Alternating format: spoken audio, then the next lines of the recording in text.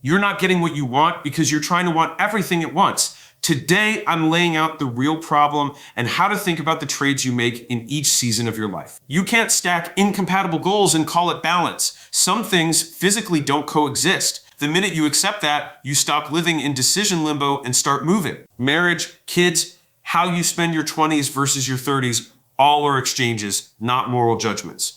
The worst deal is drifting and paying years without getting anything back. And you don't get a 1% result without a 1% sacrifice. Think of a $500 pair of shoes. For a billionaire, it's nothing. For you, it might be dumb.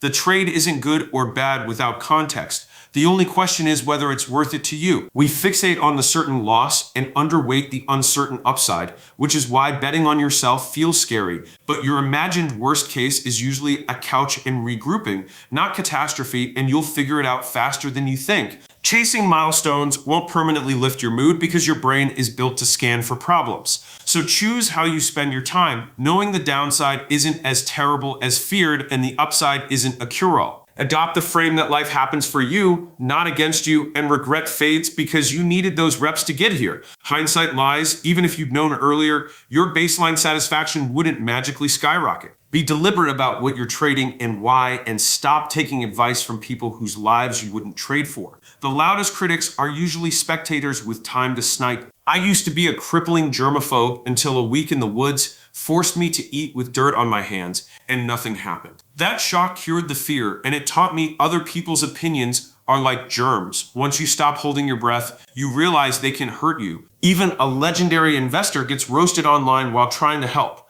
which means no amount of success buys universal approval. Judge yourself by the caliber of your enemies, not the volume of their comments. Your edge lives in uncertainty and delay because most people won't pay those prices. Everything you want sits on the far side of those two walls. We're taking big swings at acquisition.com without knowing every step. Trusting problems are solvable, and people can teach you if you bring value, money, effort, or relationships. When one approach fails, you're not dead. Adjust and swing again. So ask the only question that matters: what if it does? If it doesn't, your life stays mostly the same. If it hits, it can rewrite your path.